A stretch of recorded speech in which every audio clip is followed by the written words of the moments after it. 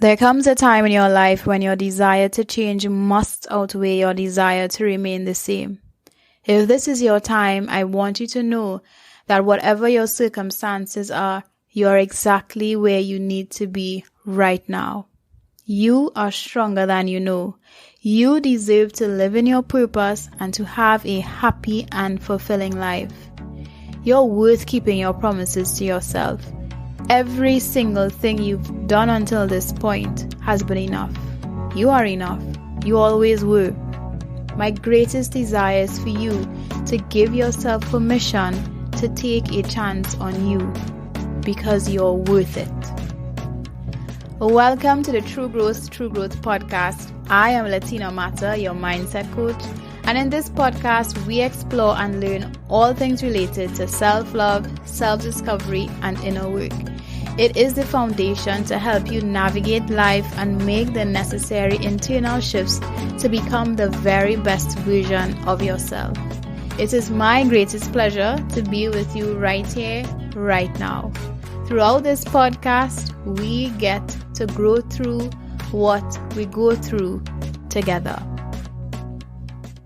Welcome back to another episode of the True Growth Through Growth podcast. And this episode is actually a presentation that I did with a group of lovely ladies from the US and some from Tobago and some from Trinidad as well. And in this conversation, I spoke a lot about how to improve relationships with others, when in fact the answer is certainly to improve the relationship you have with yourself first. So throughout this episode, you would hear me having conversations with other persons who were in the group, and some persons asked some really good questions. So I'd love for you to stay tuned, take in this podcast episode, and if you had any questions, if you have any concerns, if there's anything that resonated with you, most certainly send me a message, leave a review, connect with me at truegrowthcaribbean.com or latinamata.com and share your insights with me. So continue listening to this episode to learn why the relationship with yourself is super important to improve your relationship with others. Enjoy. Right. So she said, hey, Latina, let's talk about relationships tonight, right? So, of course, when we think about the word relationships, most times we may think about, romantic relationships. We will think about relationships with our spouses, with our children, with our family members. But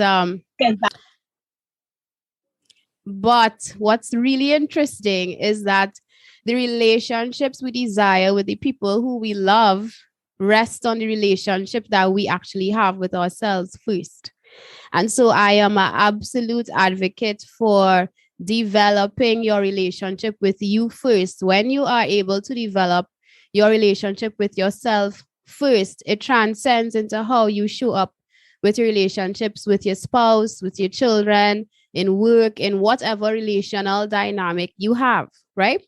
So anybody here struggles, and I mean, that is probably an open-ended question in terms of, because I struggle too, but does anybody here feel as though there are particular relationships in their life that they struggle with and wish that if you had a magic wand, it will just fix, it will just change? Anybody? Yes. Okay, Carla, thank you. Right?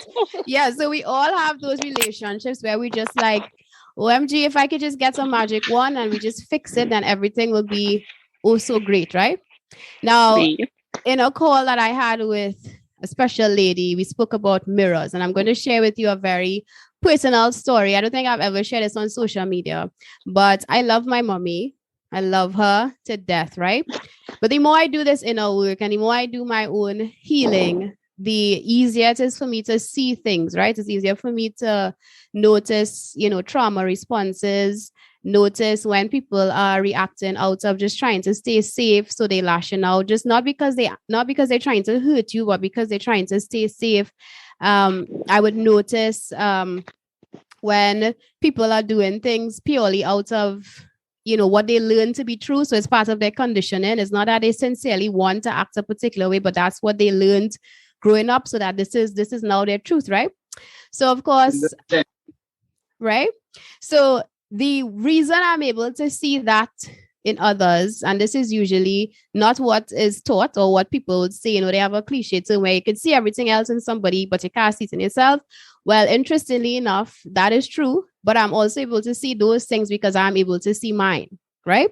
Now, the story about my mom, so there are certain things that she does that just irks me, right? Just irks me. And as I said, y'all, I love her to death. She is, without her, I'd be nothing here, right? And of course, God.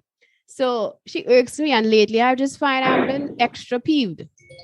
So in my extra peevedness, right? I'm like, why you keep doing that? Why you keep doing that? Why whatever? And I did not realize that what I saw in her that irritated me is what is in me that I could not see. And I could not see because, of course, what I saw, what I did, or how I would function, I had proper justification. It would show up in different dynamics, in different situations where it justified, like my behavior or the way I would function or what I would do or how I would move, justified in those situations. But in the situation that I am seeing her in, it just not adding up to me. It's not making any sense, right? And so the more I dug and the more I did some work, I realized that I was unable to give her the grace that she would need in those specific situations because I had not come to myself as yet to give me grace in certain situations. One of my favorite quotes or statements to make is, you could only take somebody as far as you have taken yourself. So if you are in a relation with your child, with your mother, with your siblings, with your husbands, your whomever, and they are doing, and now disclaimer, full disclaimer here, if this is an abusive situation and you know it is abusive, this is a completely different conversation, right? But I'm speaking about for generally relatively healthy relationships where, it's just disagreements or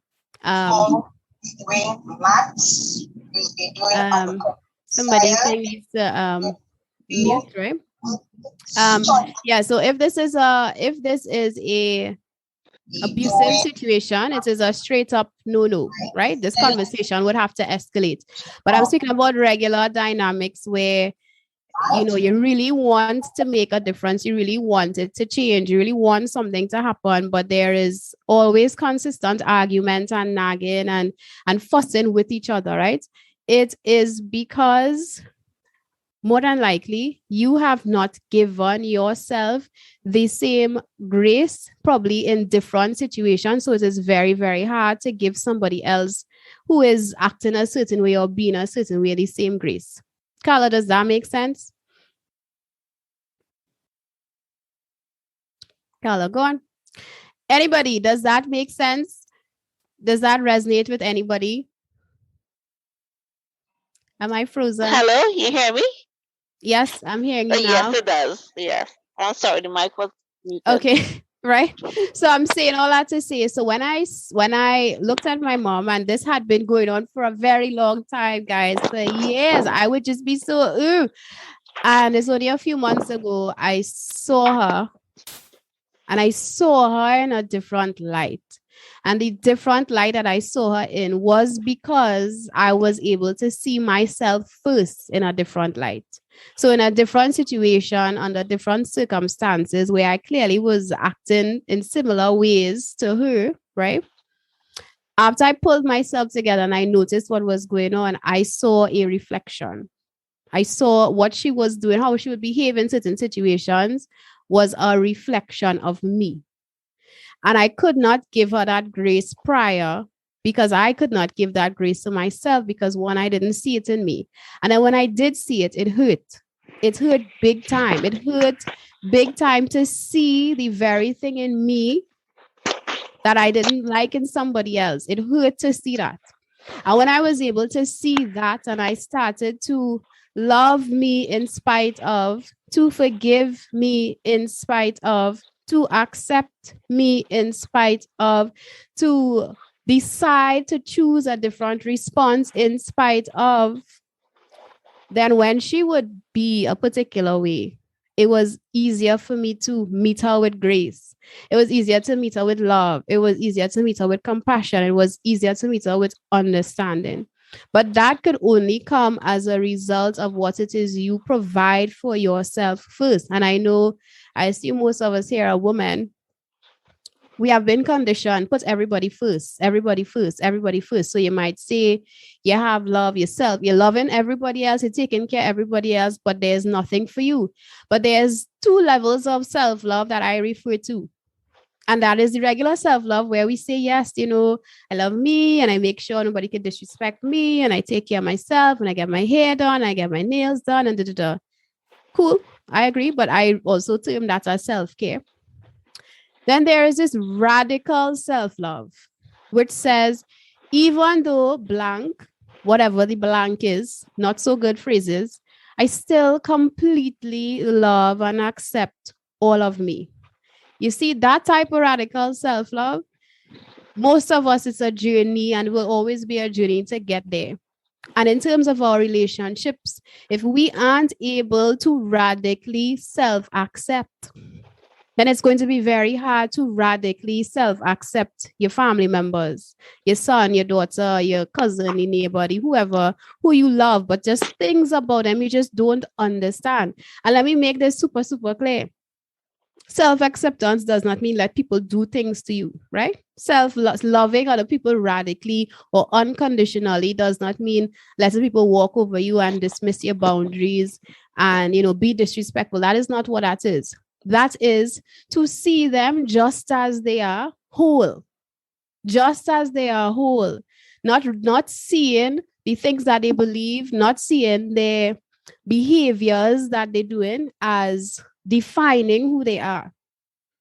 Does that make sense? Because that's some next level something there, right? Because when you watch somebody, you're thinking, you're judging them based on their thoughts. You're judging them based on how they behave. You're judging them based on what they say. And yes, I agree. Not all of that. We are all humans. And as a human, we would all have filters. Therefore, judgment is what we are going to do by nature because we have filters. But it's a different concept. If you are able to see your child or see your spouse or see your parent whole, just as pure, condition without any conditions, just like you would have when they were a baby. But we can't get there until we start to see ourselves like that first. And if we see ourselves with all the shame, all the guilt, all the self-judgment, all the perfectionism, all the I should have and I could have and I can't and somebody else could do it and I'm not worthy of. If we see ourselves like that first, then there's this great, great, great chance that we would be projecting those things onto other people. So you would find in our relationships with our children, we might be projecting certain things on them because of our own limiting belief. And I don't even like to use the word limiting anymore. I like to use the word protective beliefs. And I use the word protective instead of limiting. It's because those beliefs, as screwed up as they may sound and they may seem, as screwed up as they may sound and they may seem, those things are what kept us safe. So if we believe, hey, I'm not worthy, I can't do it, right? And of course, that's an unfortunate belief, but that is a belief that would have been planted when you were small. The reason for that planting in your space, in your head, in your being, is to keep you safe. So of course, and as an adult, when you are operating and the belief comes up, it's only because your ego is saying, hey, Kim, we had to work with this because this is what's going to keep us safe. Because if you start to believe anything outside of this, then you are going to come out of your comfort zone. And then to me, to come out of your comfort zone means you're going to start doing scary things. And to start doing scary things means that we're going to be stretched. And to be stretched means that you're going to start to feel pain. And so how about we just not deal with that? And how about we just stay with our protective beliefs, which is I can't right now. And to see all of that and love you despite feeling that way or thinking that way, it's a different type of self-love. And with that level of self-love, when you see somebody else who you love and you care for showing that type of or showing that type of belief, or they say those type of things, you wouldn't judge them for it. You wouldn't beat them up for it. You wouldn't tell your child or your husband or your wife or anybody else, like, you should know better. You should do better. You'd be able to meet them with more grace and more love and more understanding. And do you know what that creates? That creates safety. Safety in a relationship, in any dynamic, is what makes it easier for somebody to change. If you don't feel safe in a dynamic, how are you going to communicate? If you don't feel safe in any situation, how are you going to try something that you are afraid of? Safety is the treatment, and it always will be the treatment. But we can't create a safe space if we don't feel safe in ourselves. So, in the whole dynamic of relationships, our relationship with ourselves is a direct relationship, is a direct reflection of the people in our lives. So if we have people who aren't treating us too good in our lives, then what is your relationship with yourself? And you would notice when you start to work on yourself, when you start to do that self-love type of thing, when you start to do that self-discovery type of thing, when you start to do that, excuse me, when you start to do that self-love type of thing, and you start to do that self-discovery type of thing, and you start to do that inner work type of thing, and you start to raise your vibration energetically, and you start to feel better about yourself, guess what? Certain people start to fall away from your life because you are now functioning at a different level of self-acceptance, a different level of self-love, a different level of self-discovery, a different level of who you are. And so the people that would be in your life who will now be mirrors, just like the old people, would be different. They would be people who know who understand self-loving, who would understand self-acceptance, who would understand self-discovery. So anytime we are looking for change in a relationship, it's not to point fingers and say Desiree need to fix or Natalie need to change. It's me. It's you. Because everything that every trigger that comes up in a relational dynamic is not because somebody wakes up today and says, hey, let me hurt Kezia. I want to piss Kezia off today. Nobody's saying that. Nobody wakes up. Well, I mean, normal level-headed people don't wake up with an intention to hurt people just like that, right? So in any dynamic relationship, boyfriend, husband, wife, children, or whatever the case is, when people in that relationship are triggering you, it is an indication that there are parts of you that still need healing. There are parts of you that you need to look at and accept and love and forgive. Triggers are a sign that there are emotions that still need healing. In you, not in the other person. And it might be a real hard pill to swallow because that's a hard thing to fathom, right? Because if somebody's being mean and somebody says something that's terrible to you, how could that be a you thing? So the world is a paradox, right? And from their angle, they have to deal with why they feel that way, why they believe those things, why are they projecting those things on you? And from your angle, you have to look at it as, why do I feel so triggered? Why am I so hurt by this? What inside of me feels so threatened and so unsafe that I want to crawl up in a ball and I want to cry and I want to withdraw, I want to lash out? What's inside of me? And so this work where we talk about, relationships and spouses and children and all that is not a them thing. It's a us thing. And the more we work on ourselves as an individual, the greater the impact it would have on the collective. We are the sum of the whole, right? We are a part of the whole. All of us pieced together will become a part of the whole. We make up the whole.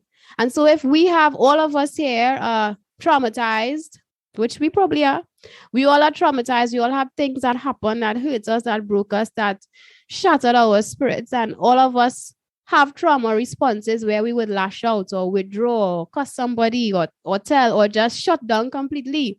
Those things are human experiences. But the more of us who have these things, who are aware of these things and learn to self-love radically and accept all those parts of us and give ourselves more compassion and more grace and more ease, the easier it is to give that to other people. And in giving that to other people, people then start to feel safe. And when people start to feel safe, it's easier to change. It's easier to make better choices. It's easier to be to be active rather than reactive in a situation. You don't need to go pelting things and flinging things and cursing when you feel safe to have a hard conversation. When you feel safe to say, this is how I truly feel, without being judged and without being criticized and without being condemned. But we can't do that. We can't facilitate that if we make a mistake. So we do in an exam, or you're doing something on social media, or you made a mistake. We're humans and we do some really dumb things sometimes. We do something and then we beat ourselves up about it. We self-hate. We judge. We over-criticize. We penalize. We punish ourselves. We say, no, you don't deserve this. We start to determine our worthiness and our unworthiness in situations. Then what do we have to give to our kids when they start to get older and they start to make decisions that we're not proud of? Guess what we would do? Condemn them, judge them, punish them, and make this super clear. I'm not saying that this is a thing about just let people run, like you're just going to let yourself run wild and free and just do what you want and just be all crazy. That is not what I'm saying. Because we all have a moral compass here. I'm saying when it comes to regular navigating life and doing the things that we want to do to become a better version of ourselves, grace is needed. Self-love, radical self-love and self-acceptance and self-forgiveness is needed. When we are able to show up for ourselves, it's easier for us to show up for other people. And that doesn't have to mean in terms of busy work, where you're busy. So, you're like a energizer bunny for yourself, so you could be an energizer bunny for the people. That's not what I mean. I'm talking about the things that we don't see. The self-love, the self-discovery, and the safety, and the inner work is a permission game, a permission slip. The same permission that you would want other people to give to you, you have to give to yourself first. So the goal is not to go about the place trying to change other people. The goal is to try to love you first. I didn't even say change me first. I said love you first. In loving you first, radically, and accepting all the parts of you, all the things that you did in the past that hurt, that had consequences that you're probably still living with. You made decisions in the past that just weren't okay. Forgive yourself.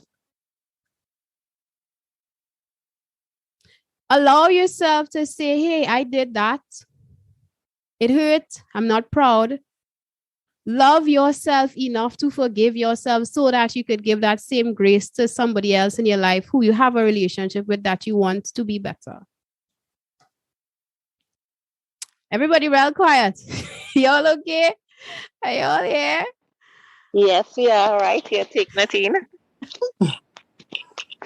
And you're very right on everything that you're saying. So we just absorbing. I'm just identifying on a lot of the things that you're saying with self-love and giving yourself that chance to forgive yourself, even in mistakes that you may make and so forth. And whilst you're speaking, I'm walking through with you because I have a lot of experiences that I may go through in relationships with mama, with my children. And, you're talking and I'm seeing, I say, yeah, Carla, I see where you're faulting that too. So you need to work on that. So yes, I'm really, I'm absorbing the team. So thanks. Thank you so much. Great. So yeah, guys. So when it comes to this work, it's really easy for us to just point all the fingers and to be like, yeah, my husband, he needs to fix himself. And yeah, you know what? The truth is, guys, yeah, we are able to see all these things. We could see all these mirror and funny story. And I told Nikki this in a session and Nikki looked at me like this. And Nikki, so I'm telling you again, right? A lot of the things that we struggle with and we see other people and we are annoyed as hell, like how he's so, how she's so, why you getting on so, is usually mirrors. It's usually a reflection of parts of us that we probably did not identify as yet. Probably parts of us that we don't see in our eyes because, as I said earlier in the story, we have justification when we get on so it justified. So we'd see it from a different lens, right? That's not, I not so. And if your son say, well, mommy, you get on just so, you'll say, yeah, but I get on so because. And you have justification for why, but it's the same thing that you are not pleased by in somebody else that we for ourselves have. And it takes a different level of vulnerability. It takes a level of self-acceptance and just standing very naked in the mirror to see that. And oftentimes when we give ourselves permission to see, you hear what I said? Give yourself permission to see, because most times we don't give ourselves permission. When you give yourself permission to see, that hurts. It hurts because you can't believe I am like that. That is how I behave. Me, who said so? I don't ever get on so. And the more that you give yourself permission to explore the self-discovery parts of you, the more that you see. And when you see, you are able to say, okay, God, give me the grace. Give me the grace to forgive me. Give me the grace to accept me. Give me the grace to love me in spite of, even though. And when you bring yourself to this place and you begin to feel safe in your body, then change comes. Then you feel safe to start to respond differently in situations when it does arise. And so when we start to do our work like that, and we start to make our very tiny changes, because I want you to be very clear, none of this work is for you to go just, all over the place and just start bulldozing down things. No, I am an advocate for little shifts add up to a massive shift over time. So you take it little by little by little by little, and eventually you'll have your quantum leap, right? Because a quantum leap is essentially little shifts that add up to a massive shift over time. And when you start doing that, guess what? It means that you're going to start responding to those same people, those same relationships very differently. And guess what happens? They start to see that. And they're like, how come Shivi didn't blow off and go crazy today? How come Shivi didn't do that? All right, cool. For some people, it might be so, you have now raised your vibration so much that they can't deal with you anymore. They can't deal with this new evolved you. So they will have to go away. And I would have other people like your mommy or your sibling or your spouse or whoever who likes this new version of you. And so you have now become an example. You have now become an expander. And in doing so, they start to learn what you do. They start to see what you do. They start to embrace what it is you do. And then things change. Because we can't go about the place trying to impose. So, you guys are part of this group, which is amazing. And you all pray and you all come together and worship. To go by your sister and say, you need to start coming to church and you're not a good person because you're not praying and you're not doing this and you're not doing that. You cannot force anybody to change. You cannot impose your beliefs and where you are at on somebody else. Because believe it or not, where they are in their journey is exactly where they need to be. And the most you could do is be an example, an embodied example of what it is you are trying to encourage other people to do. So if you are speaking self-love, if you are speaking relationships, if you are speaking all these things, then start to embody that. And to embody that means that it is you. This is who you are. I am not saying perfection. I am not saying, you can't do any wrong. I'm saying that even when you do wrong, you are able to embody self-love. Even when you do wrong, you are able to accept where you've gone wrong. Forgive yourself and then be brave enough to have a hard conversation in a safe space, in a safe way. And in order for you to facilitate difficult conversations in a safe place is that you need to bring yourself in a place where you feel safe enough to watch yourself in the mirror and say, hey, I did real mess, boy. I did real mess. And now I need to go and mend it or fix it or speak to whoever about it. In relationship dynamics, support is mandatory. So if you are in a child relationship, you have children, your partner, your spouse, and you're having the same issue over and over and over and over. Mediation, somebody neutral in a space, safety is what is going to support. Safety, like you need multiple people. It's called co-regulation. Like we were not meant to do this work alone. We were not, and I know, and part of our trauma response and part of our conditioning is I'll do it by myself. I don't need nobody. Forget everybody. I'll do it by myself. But that's not true. We're human beings, which means connection is what we were built for. And co-regulation is what we need in order to make changes. Co-regulating in a safe space. So, all that I said there, does anybody have any questions? Because I'm saying in a nutshell that every change that you want to see in somebody else, be that first. There's no need for us to strive for perfection. We strive for wholeness. And wholeness means being able to integrate and embody the parts of our journey that we're on. So this whole self-love, self-forgiveness, self-acceptance, self-discovery, inner work, all this self, this is not out of selfishness. This is about making a decision to be a better human so that we would support the collective in a better way. Because when you are feeling safe in you and you feel safe in your body from a space of love and a space of acceptance and a space of compassion, when we go out in the world and we see other hurt people, we're not going to meet them with the same trauma responses that they have. We'd be able to see them for who they are, whole as a person first, and then make our judgments in inverted commas based on the things that they're doing without any expectation and attachment that they need to have to must change to be worthy of anything. And this is a journey. It's always going to be a journey. Life becomes very, very, very different when you become brave enough to give yourself permission to see all the parts of you. So, guys, that brings me to the end of this talk here. Do you guys have any questions for me? Did anything resonate? Y'all are so quiet.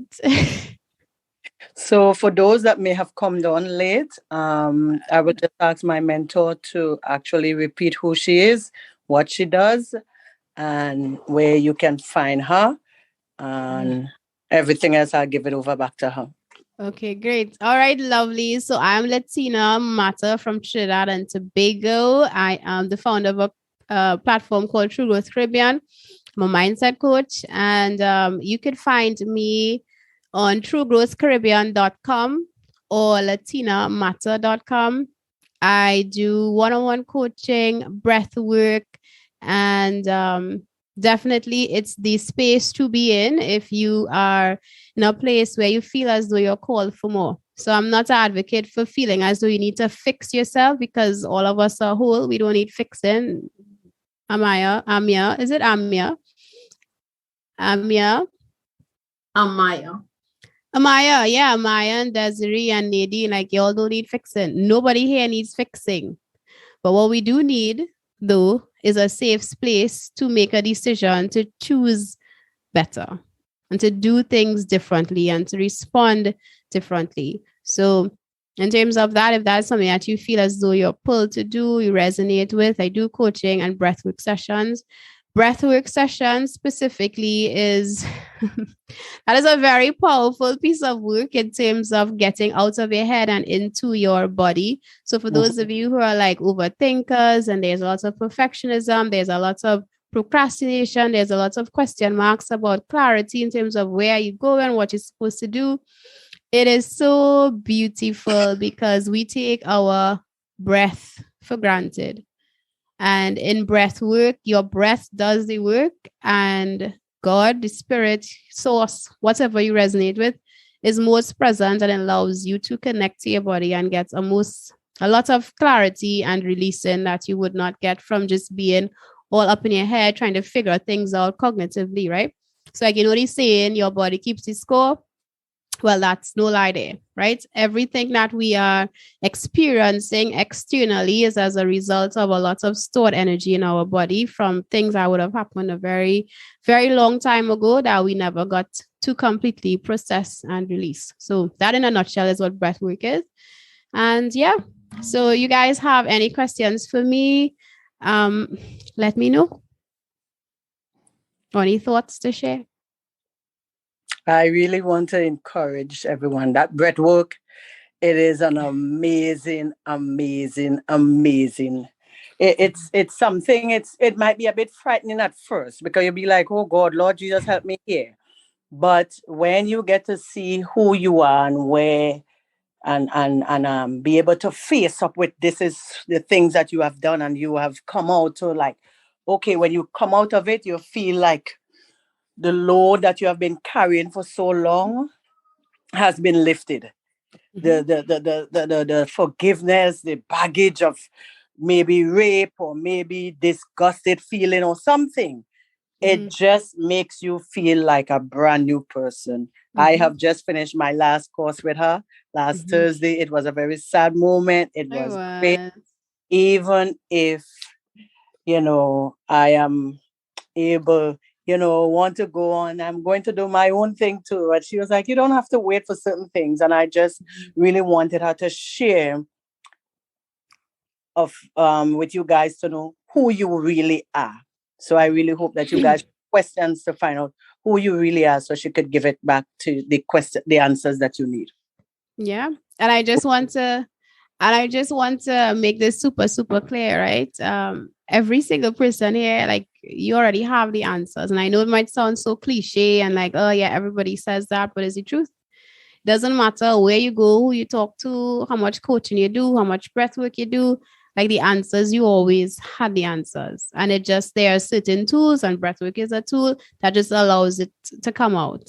But when you feel as though you don't know, ask yourself the question, okay, so if I did know, what's the answer? Right? And I think that's a real good mind, a mind game to play. So somebody say, hey, Kim, what do you think is wrong right now? And you're like, well, I don't know. Okay, so then ask, okay, so if I did know, if I am pretending that I did know, what is the answer? And suddenly an answer comes, and more than likely, Kim, that's probably the answer, right?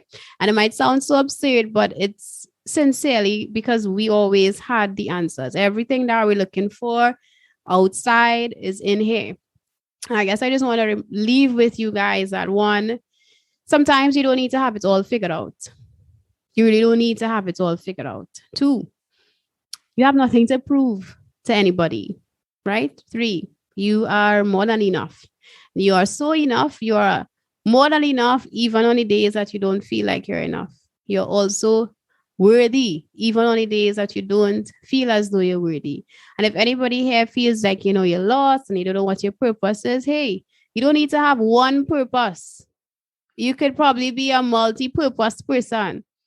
And nothing, absolutely nothing is wrong with that. And you get to embrace all of that in a really amazing way. Okay. I have a question. Sure. So when you get, like, let's say you're a very emotional person, and there are people who can't tolerate people that's being emotional all the time. Is something wrong with that?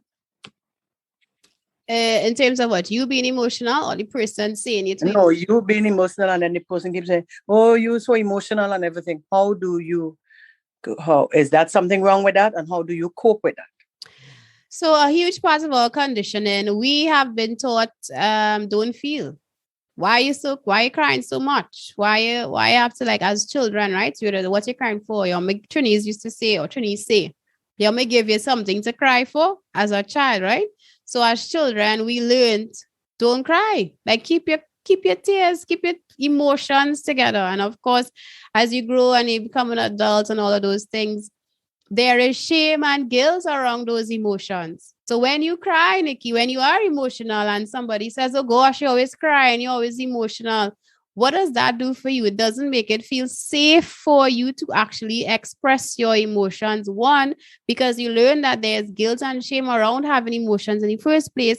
And 2, it just brings up even more guilt and shame for you to have to cry more, because you're just like, you hurt my feelings and you're not allowing me to validate my feelings and validate myself.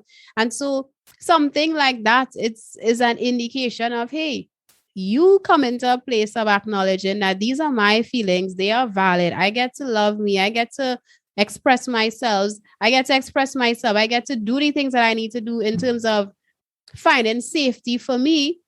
But the person who has a problem with you and your emotions, they also have to do their work, because they have to honor boundaries. They have to understand that, okay, right now, Nikki needs to be felt, needs to be seen, needs to be heard, needs to be expressed. And on top of that, if you find yourself being very emotional about things all the time, and because it brings up a lot of hurt and pain, then you get to ask yourself, what is this triggering for me? Is it that I don't feel seen right now? Is it that I don't feel as though I get a chance to really express myself right now? Is it that I feel as though I'm not able to be seen or validated? And if that is so, that is not a Desiree problem. That's a you problem. And I don't even want to use the word problem in the capacity to make it sound like, you need to get fixed. It's from the angle of, where in me do I need to sit with little Nikki? Where little Nikki doesn't feel seen, where little Nikki doesn't feel heard, where little Nikki doesn't get a chance to express herself. Does that make sense? Yes, it does. Thank you. Okay. Anybody else have any questions for me? Hi, Shivi. I could hardly hear you.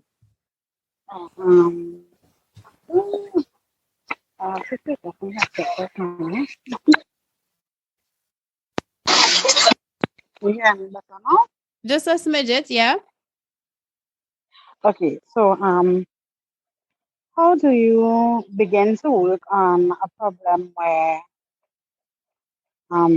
listen, you talk about something but it's like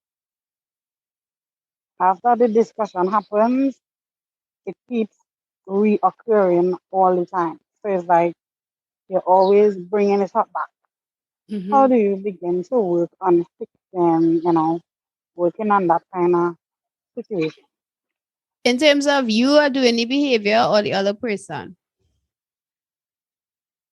The other person.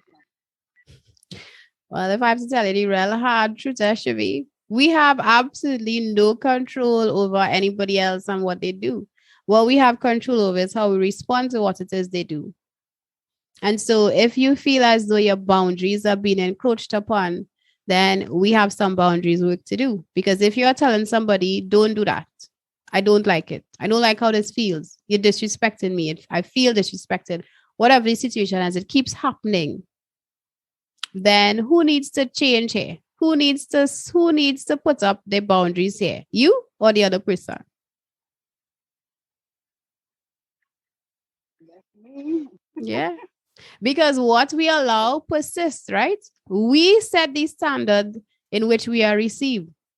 We set the standard by which we are received. So if you are in a relationship dynamic and the person cussing you Monday through Sunday, Sunday through Sunday, and you say that is okay, but that's what it is, that's love, that's how it, that's how he is, then that is the standard that you set. Move along. Because you set that standard, you made that normal. And if you tell any person every day, I don't like it, stop it, please stop it, then that is proof that they do not honor your own boundaries. And if they don't honor your own boundaries, then that means there's no safety for you. And if it has no boundaries honored and you don't feel safe, that means there's a hard likely chance that you can't be your fully expressed, authentic self. That oftentimes you feel very unseen, you feel very unheard, you don't feel as though you could express yourself. And then that translates in, I'm not worthy of, I'm not enough, I don't deserve, maybe I should just stay right here, this is all life has for me. And it does not equate to the type of love that you would want your child to have. It wouldn't equate to the type of love that you want for yourself 5 years from now, 2 years from now, 6 years from now. It also shows you that you need to be able to value who you are. Yeah, but you're not being valued. Right, but you see the level of you see the ripple effect, right? From something simple as, hey, could you not speak to me like that? I do not like when you speak to me like that. And it is done over and over and over and over. Then it's an indication that you have a boundary situation going on with yourself. You don't honor your own boundaries. And of course, if you're like, yes, I do, Then we could do a further assessment. You could do a further audit on your life and check in where are other unrelated things, not relationship based, in your life where you don't honor those for yourself. So you said you're taking off your phone at 10 o'clock, but it's 12 a.m. and you're still on your phone. That's a boundary that you for yourself didn't honor. So if you don't honor your own boundaries and then you start trying to impose it on somebody else and then they're not honoring the boundaries and then you keep letting them go about and you keep having this big, beautiful dance, then the end result would always be, well, I guess this is what it is. So it's either go two ways. It's either this is what it is and decide that this is where you're going to stay, or you're going to have to make a very aligned decision that would feel very painful to do something differently. Yeah. Did that answer your question, Shivi? That's it, babe. Thank you. Welcome.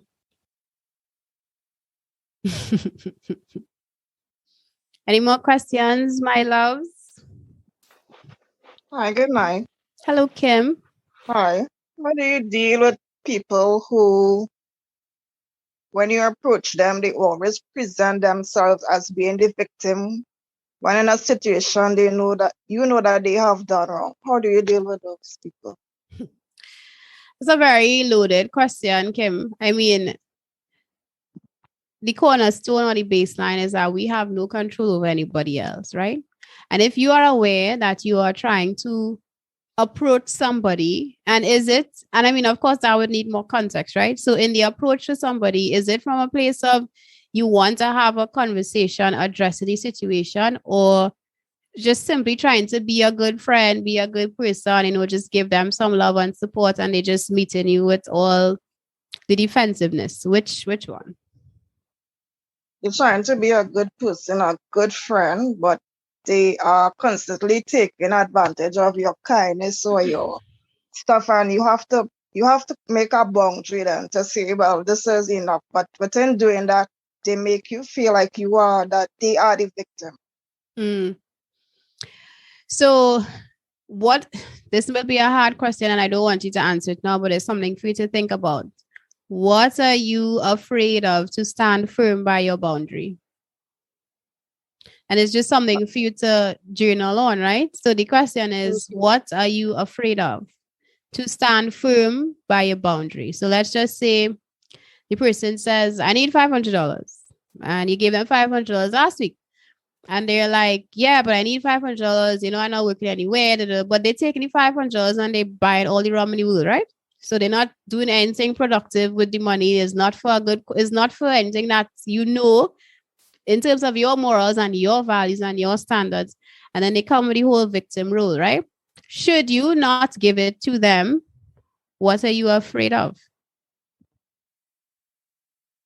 And most times our fear of what we think would happen, fear of loss, fear of rejection, fear of abandonment, fear of, feeling like we're a bad person, fear of whatever is what prevents us from making aligned decisions.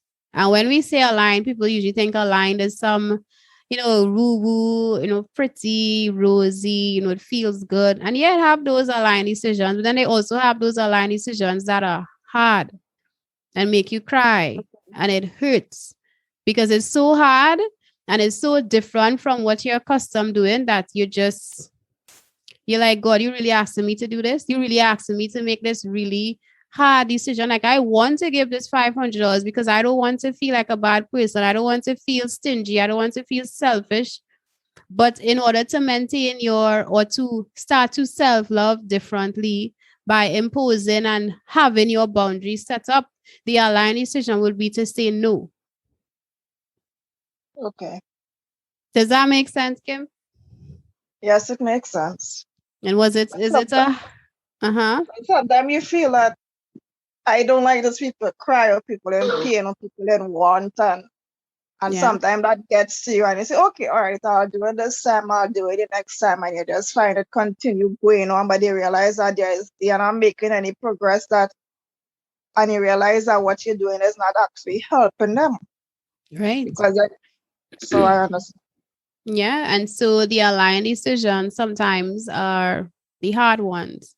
And then another thing, just to touch on it a little, just slightly, when we do those things, right? And that is basically codependency, where we always trying to save somebody, fix somebody, help somebody.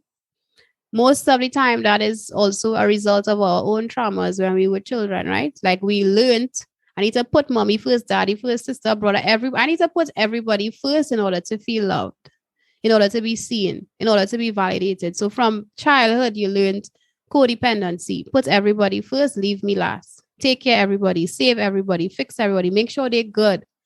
And then me. And then we grow up doing that same type of thing. And guess what? Guess the type of people that we would attract? We would attract people who are takers, who want to be saved, which is also another form of codependency. So the people who are saving would find people who need to be fixing, or needs to be fixed or desire to be fixed all the time. And all of that is just proof of our traumas manifesting itself without even knowing. But when you start to do the self-discovery, when you start to do the inner work, when you start to be able to see these parts of you, this is where the accepting and loving, even though I have allowed people to take advantage of me for the last 20 years, even though I've allowed people to take advantage of me for the last 20 years, I still completely love and accept all of me. But today, I get to choose something different. And it's not going to be easy, and it's not a quick fix, and it's not a magic one type of thing. It's actually small decisions every single day, even if it's in one category, with one person, one time for the week, and build that muscle, then it will become easier. But that is even something you can't do alone, because in situations where there's a lot of codependency, it also requires safety for you to see, hey, I am still a good, valuable, wonderful woman if I say no. I am still somebody who deserves love and deserves happiness if I set my boundary. And codependency is something that a lot of us find ourselves in, because that's what we learned when we were younger. If I do this, then mommy would be fine. Mommy wouldn't get vexed, daddy wouldn't get vexed. If I just put so when I cry as a child, let me not cry too much. Let me suffocate my tears. Because if I cry and daddy see me crying, then there's licks. I have nothing to cry for. And from childhood, we learned all of these things. And then it just grew, and it just grew with us. And so many of us, most of us, we function with little versions of ourselves running our adult lives, with our only goal and intention is just to stay safe. How could I stay safe? How could I stay safe? How could I stay safe?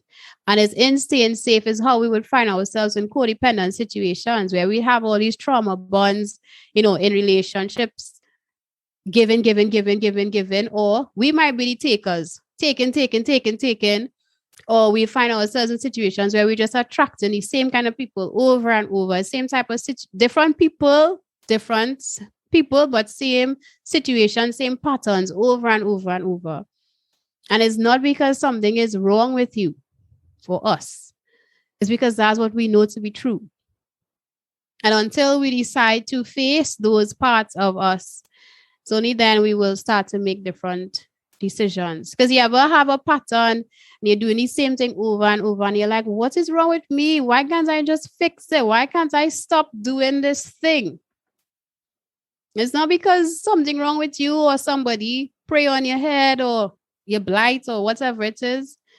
Oftentimes, and I'm not negating spiritual parts of what we're doing here, but I'm just saying, oftentimes, especially as in patterns and behavior related things, it's because that is what we learned to be true as a child. And now in adulthood, it just manifests in different ways. Yeah. Okay, thanks. You're welcome.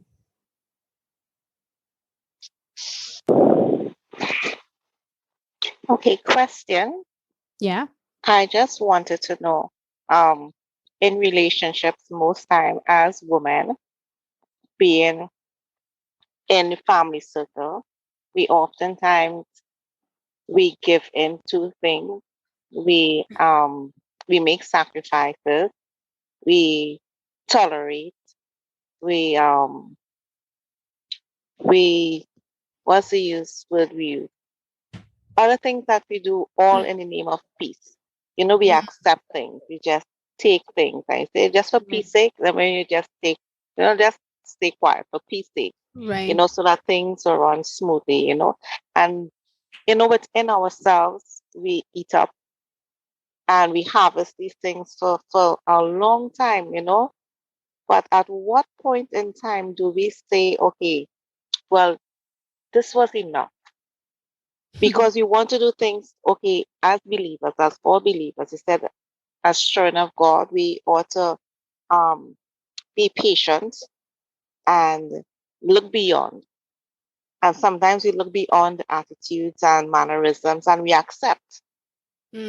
We accept things, but at what point do we stop accepting certain things? I mean, if you're not going to see change, at what point, without having that guilty feeling of saying, oh God, well, it's not right, then you changing without you changing yourself. And I don't know if you understand what I'm saying. It's all in my mind, but well, bringing it out let is me different. paraphrase. Let me see if I can paraphrase, and you can correct me. Are you asking, so let's just say in a relationship dynamic and, the person just doing the most and you're there, Jesus said, the church say, the Bible say, whoever say, everybody say, let's just work until the cows come home, right? And you have, for the sake of peace, stifled a lot of what you wanted to say, a lot of things you wanted to do. You probably put your own dreams and aspirations on the side just for the sake of, all right, the church say, or whoever say, right? And you're at this space where you're like, okay, so when do I stop looking beyond the mannerisms and the behaviors and what you're doing and decide to choose me? Yes. That's what you're asking? Yes. And so let me make this super, super abundantly clear, right? When I spoke about, loving somebody and see them as they are and loving them unconditionally, nobody says you need to do that in your space. Nobody said that you need to be doing this where you feel as though you have to be shrinking or you have shrunk yourself for the last 20 years in order for somebody else to feel good. That is not love. That is not loving them, and that is surely as hell not loving you.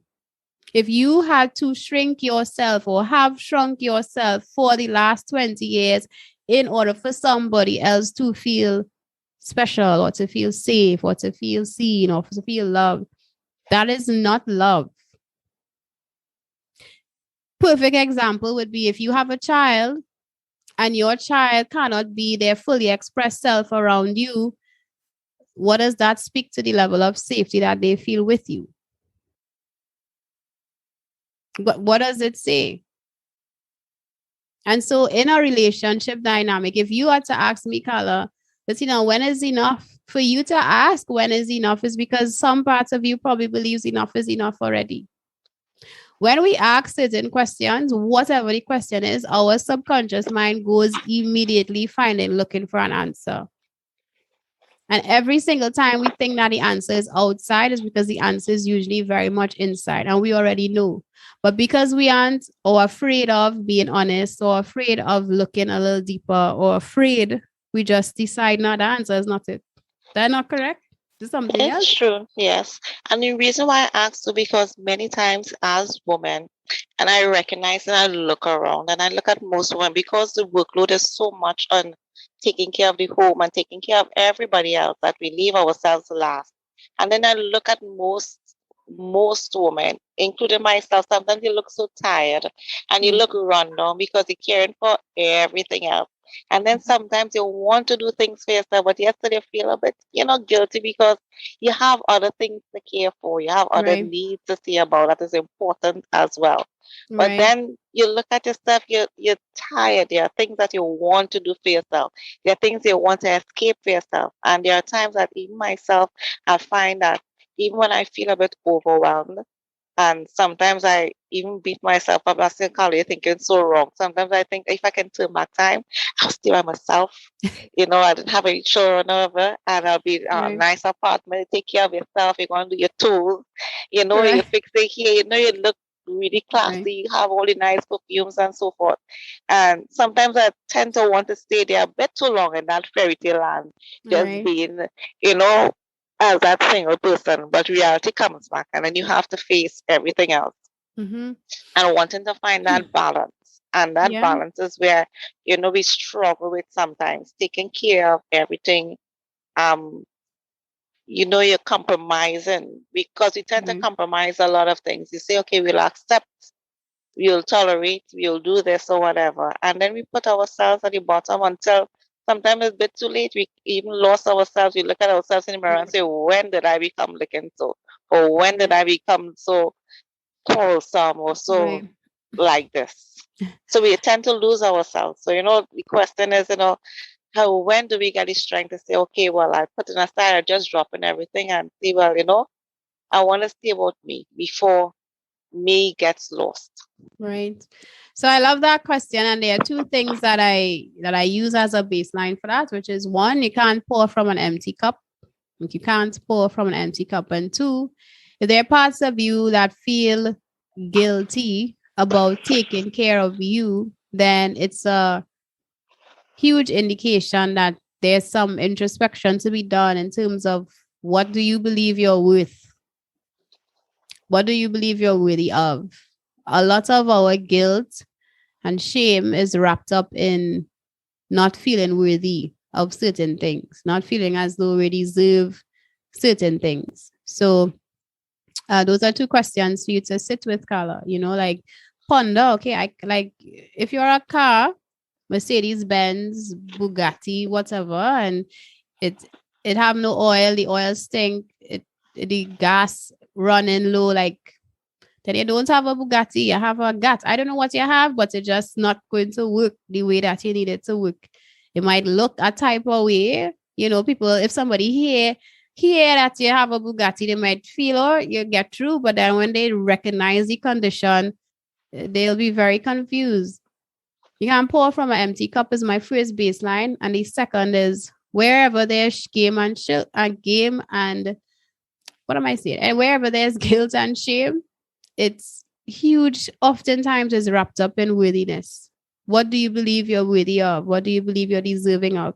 And of course, those type of beliefs, and I said not limiting, but protective beliefs, stem from things that you learned in your childhood to keep you safe. So, okay, if I don't say about myself, if I don't do my toes, if I don't do my hair, if I don't do whatever, then I safe right in this little box here of whatever the box is. And safety doesn't mean that it's glamorous. Safety doesn't mean that it feels good. Safety just means it's familiar. So if the dynamic for the last 20 years has been this particular way, and it's all that it's not that you feel good about it, but it's all that to try something different, to do something different is to pull you out of your comfort zone, and it wouldn't feel good. And so why would you decide enough is enough if you're afraid of exploring something outside of your comfort zone, even if your comfort zone is not comfortable? Understood. May I ask a question? Sure. Is it safe to say that as women, we take our crown off and give it to the people that we have in our lives, and we just give them to do whatever they wanted to do with our crown? So I don't think that is like it's something that happens often, but believe it or not, I see it in men too. And it's also very much wrapped up in self-worth. A lot of women, lots of men, a lot of people, just generally people struggle with self-worth, feeling worthy, feeling as though they're enough. So you would find men in relationships where women doing the most. You would find women attracting partners who just treating them all types of ways. And it's because of what we believe we're worthy of, and vice versa with a man. So, yeah.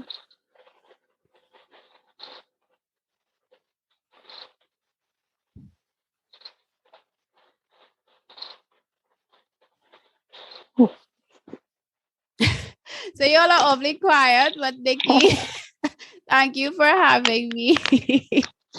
If you all have no more questions.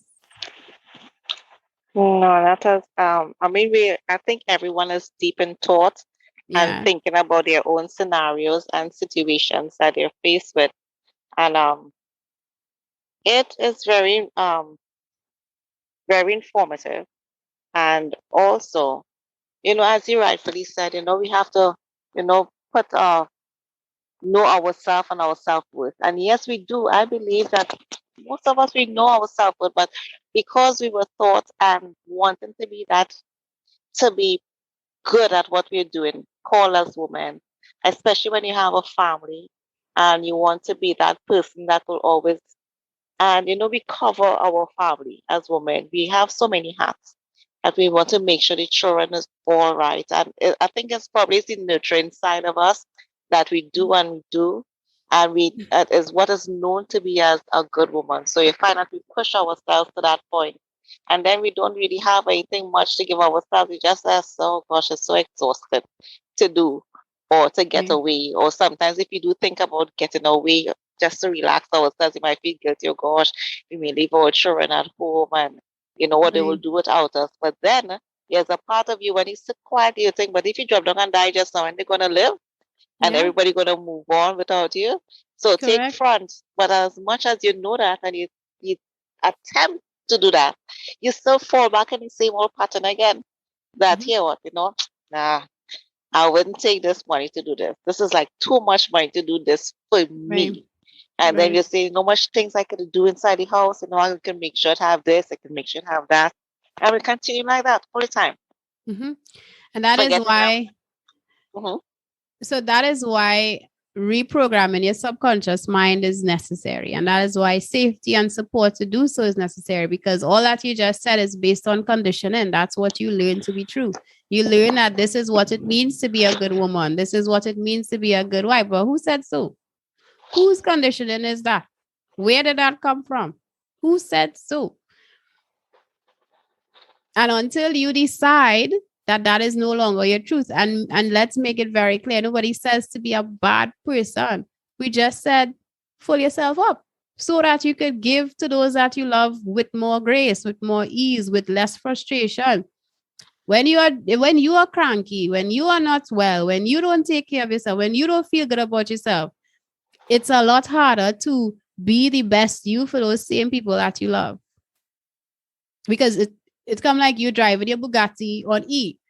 So everybody in the car driving like with you. There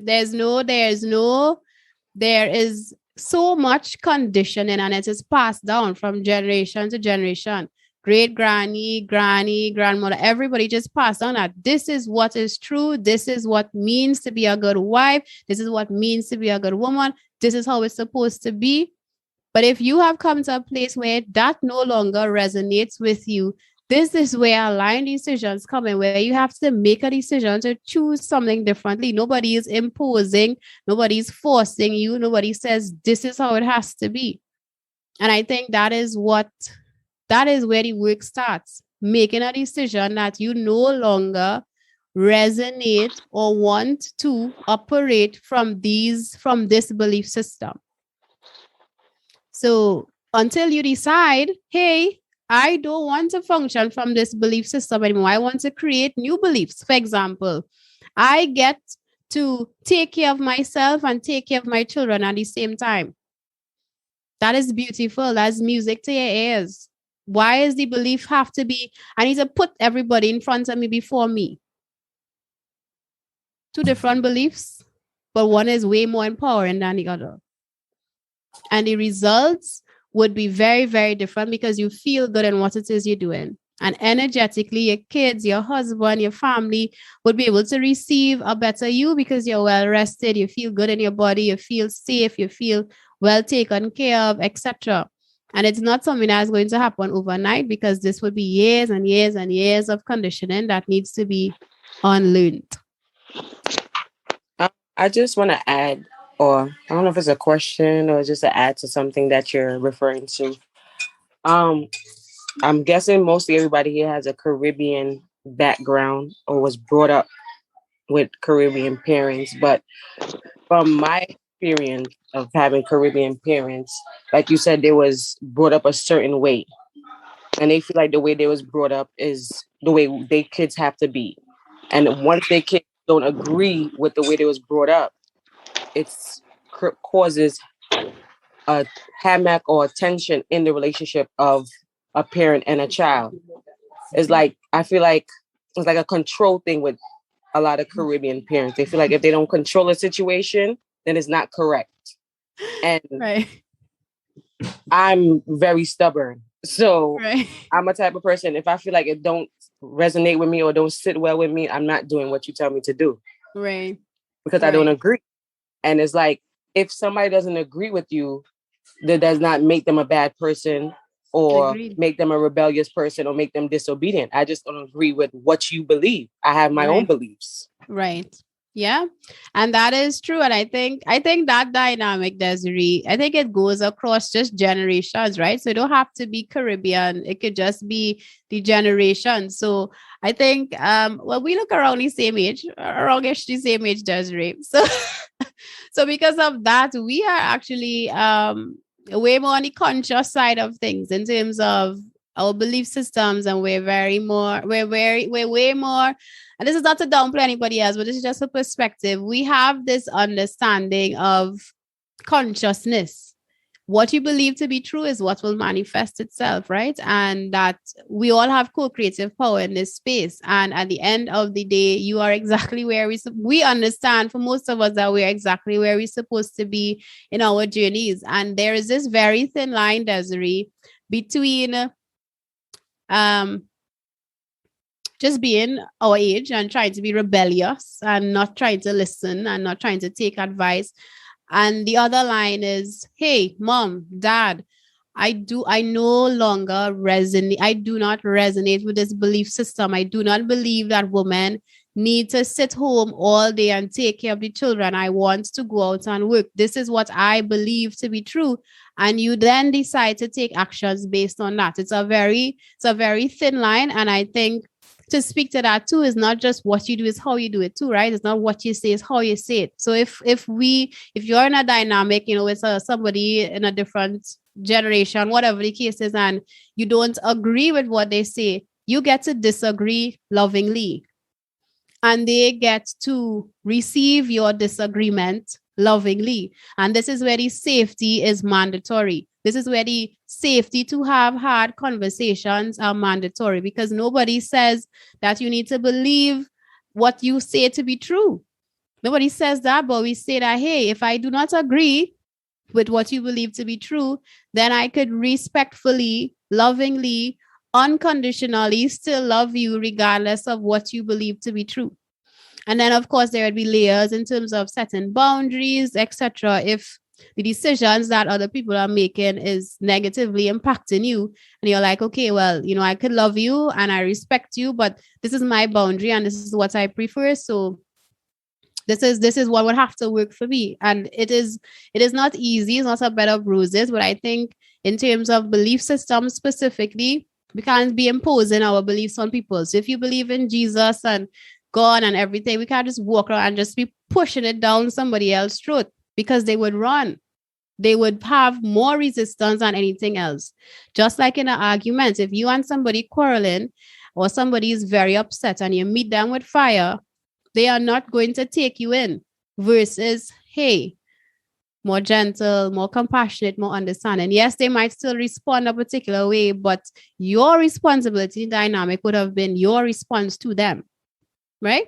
So I don't know if that answers your question or your statement, Desiree, but yeah.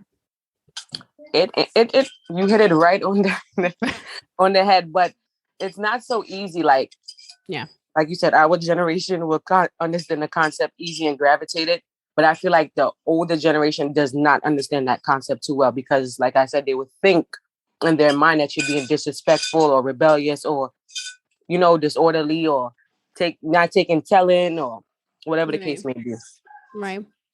I guess it's more of a process for them. Well, I think it's a process for us because we're in the dynamic together, right? So because we're in the dynamic together, it means learning to see them as well. So this is the conversation I started with my mom. She's however old, over 50, right? And I love her and I appreciate her. And when I would see things or she would say things, I had to bring myself to a place, and I'm still doing that, to see her just as she is. Not what was her conditioning, not what was her traumas, not what she believes to be true, but just her as a woman who bore me, who loves me, who has best intentions for me. And I get to love her just because she is her, without the conditions, just like you would a child, just like you would when a baby comes out. You have no conditions on this child.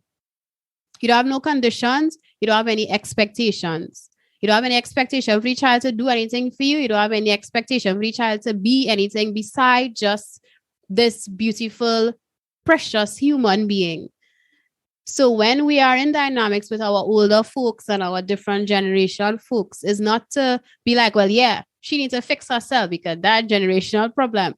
No, we need to see them in spite of or despite their differences in terms of their traumas and their beliefs and their conditioning.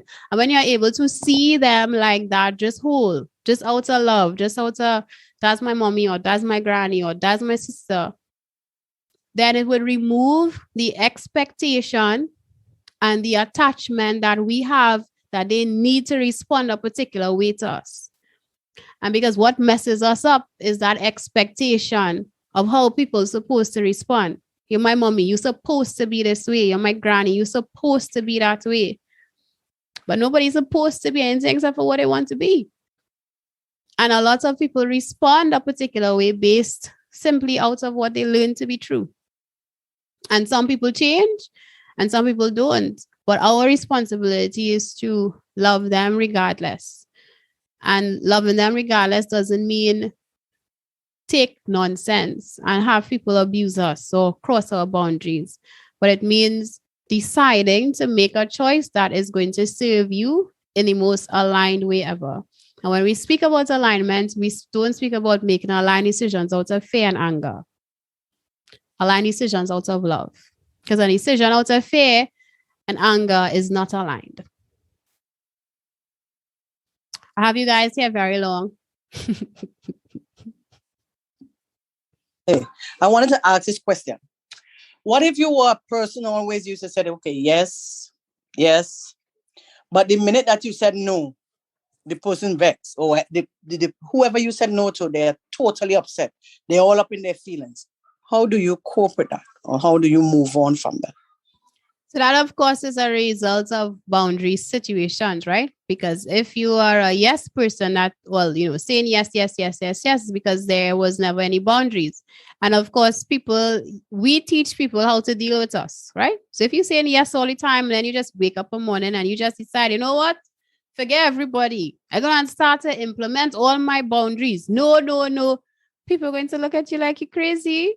Because they don't know this version. They don't know this, right? And so it is that safety, those conversations, communicating. Hey, I know that I used to say yes for everything. And you can't just go bulldozing down the place with boundaries, right? With boundaries, you have to start little by little, especially if you were a yes person for plenty things. So if you used to say yes for 10 out of 10 things, now you just have to start with 1. And honor that. And then you start to build your own self-confidence to be able to move up into other things, right? Because if you've been telling somebody yes all the time, then suddenly you decide to say no, they will think, what's going on here? It will cause a rift. It will cause backlash. It will cause plenty discomfort because the people who you were saying yes to have a certain standard, have a certain expectation of you. And a decision to change that would require you to inform. It's a hard conversation to have, but it's one worth having if you decide that this is a boundary that you're serious about. Yeah? Yes, thank you. Welcome.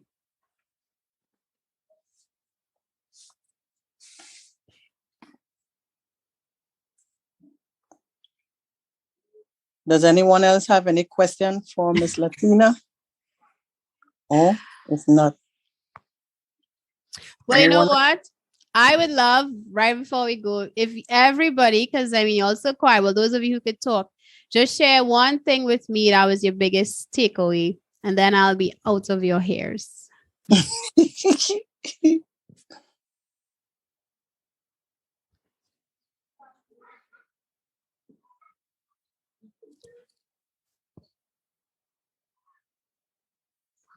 Good night, everyone. Hi, Cindy. Hi. Thoroughly enjoyed this session. One takeaway, and it's actually something that just before I came, when I actually had to say, and I was surprised when I came on, you said the same thing. I told the individual is you are more than enough. Wow. And that's a big takeaway for me because a lot of times, we always feel that put down ourselves. We say that people put us down, but really, it's really us doing that to our own selves. Mm-hmm. So I just had to tell her that and some of the things that she said. And it was just like a confirmation on what I said to the individual because she called me tonight and she said, I believe the Lord directed me to you to be a mentor on my side and whatnot. And so I spent a little time with her and stuff. And that was some of the things I said. And a lot of what it is I was telling her, you said. And sometimes, you're saying stuff and it's like, you're saying things and you really don't. You don't really comprehend the magnitude of what you're saying to somebody, and then after you hear somebody else come and say it, it's like, because it was up to me to say it alone. I don't know where all those words came from. Right. But I know I would not have known, but now I know it was really the Holy Spirit that was beckoning me and encouraging me to say these things to her. So that is a great takeaway, and it's also a reminder for me. Yeah. A reminder for me. You are more than enough. You are, even on the days that we don't feel enough. Yeah. Yes. So thank you very much. You're welcome, Cindy. So I have two takeaways. I have one that I've learned to appreciate me first. Mm-hmm. I've learned that it's if I have to take care of me first before I could take care of anything else. Mm-hmm. And I've learned that I'm a work in progress. This is one of my masterpieces that you gave me. I'm a work in progress and a masterpiece at the same time. I get to light up my own path. No one is allowed to do that for me. So that's my takeaway. Nice, Nikki. Who wants to go next? Y'all all don't rush at once. Amaya, you look like you could go next. I learned that we have to set boundaries for ourselves. Mm-hmm. Mm-hmm. Mm-hmm. And it carried me back to even to your childhood that when sometimes you put people first before yourself, and you need to put yourself first before people without even feeling shame or feeling pain that you have done it. Yeah, Kim, that's a big one. Boundaries are important.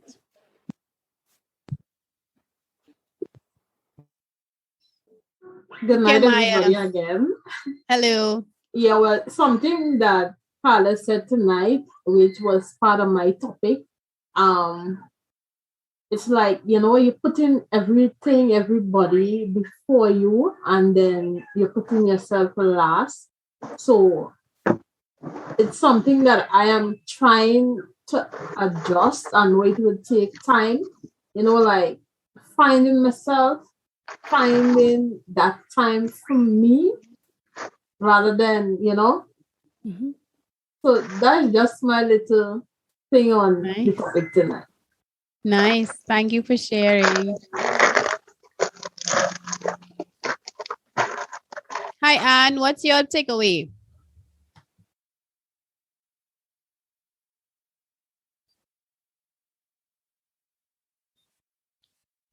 And go on.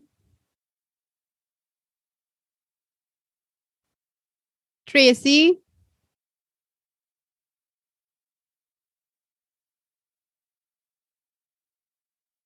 Carla. Right here. And I have so much to take in, but one thing, and as my sister confirmed, you're more than enough. And it's Yay. something that I need to keep deep within my spirit. Even in this COVID time when I've gotten fluffy, I am more than enough. Mhm. Yeah. So I really appreciate what was being said. And as a woman, sometimes we shortchange ourselves, but we look at ourselves and sometimes we need to point. And sometimes I look in the mirror and I point and say, "You're good." I said, "You're really, really good." I say, "You're doing a great job." I say, Mhm. "Applaud yourself." I thank God for Jesus. And as you rightfully say, sometimes we need to speak it. We are more than enough. Remind ourselves because God didn't make a mistake when He made any of us with everything. He knew Right. exactly what we were going to do, all our faults, our inadequacies. And He said that we were perfect. So it's just for us to accept it. We are more than enough. So yeah, I received that tonight. I received everything that, I took it in and I enjoyed it. Thank you. Thank you, Carla. Hi, blessed night to all, to Hi, our Natalie. first lady, to all our sweet blessed Oh, Andre. members here, and to our loving speech lady, blessed lady. Wait, is Latina Mata? Latina. Latina. Latina Mata. That's Spanish. Yes, yes. I have a little Spanish there. Well, plenty Okay, of so you have a Spanish. little Caribbean Coco Paya, so that means we could be family. Are you related to Really? the Caribbean them in Arima? No, but I'm related to the matters from Venezuela. My grandpa, my great grandpa was Okay a then. pioneer for Parang. Okay, sweetie. I came on like about that because I was with American, Nikki and them were know Tobago crew, the pastor Johnson. He is have service on Sunday and they have a little prayer Bible studies on Tuesday. So I was there. Nice. It starts 7:30, so sorry to come on late, but I came on and I heard a lot of what he was preaching. And I heard a part where you say you have to love yourself. And I believe that if God had to love we, He showed you how to love yourself. And if you love yourself, you have to know what you value as a person first. And if Mm, you know what you value as a person, you know as what energy is supposed to project towards your body, mind, and soul, mm, right? You're supposed to know what kind of energy you are supposed to get project from other people too. right. So, I mean, sometimes we don't have the energy to change people in life because it's be a stressful thing.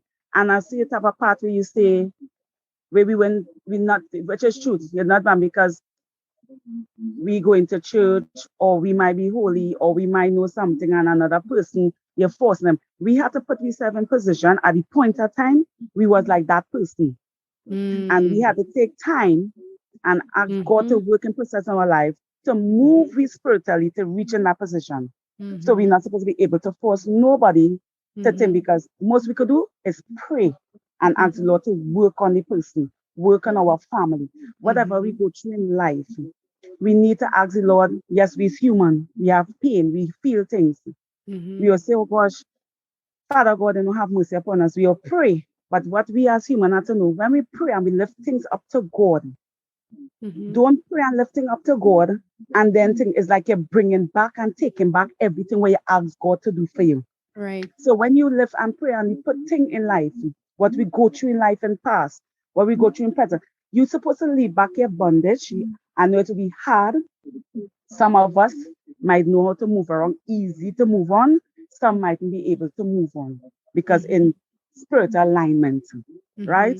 mm-hmm, But to the ones who can move on, that is another level. The ones who can't move on and still might have bondage is like as what you say, honey, a certain breathing. You have to come certain session in your life to know where right. everything in Mm-hmm, spiritually and right. carnally. That's what I believe what Right. you matter is doing, right? Mm-hmm, And it's just we can't judge one another. We might say, but look, I get through it. Why you can't get through it? No, no, no, no, no. mm-hmm, Spirit move in different ways. Things mm-hmm, move in different ways.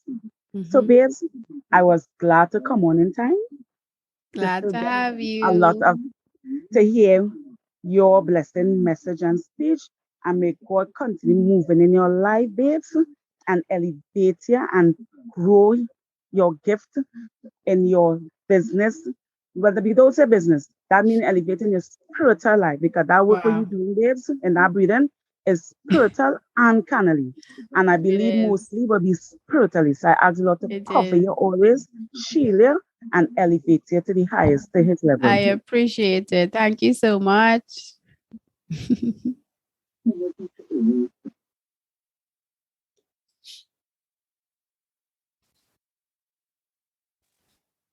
Shivi, what was your biggest takeaway?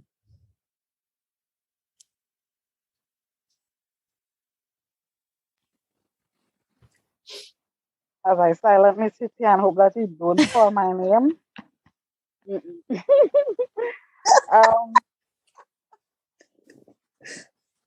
I guess for me, it's about understanding that everybody needs to work on themselves and change, and willing to change certain things about themselves in order to, move forward in life. So it's not just about you feeling like you could change the individual to who you need them to be. Wow. But also allowing them the space to be able to change who they are to who they need to be. Wow. Shivi, that's a word. That's a word, Shivi. That's a word. Could I come and do this session with me, Shivi? That's a word. But that is it in a nutshell. I love that. Yeah, thank you. Desiree, how are you feeling? What was your biggest takeaway?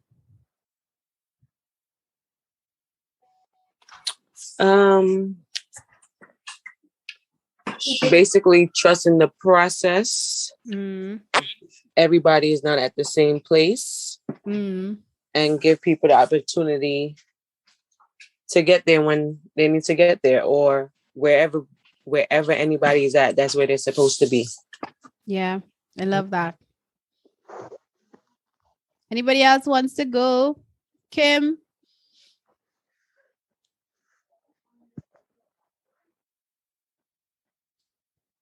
No? Okay.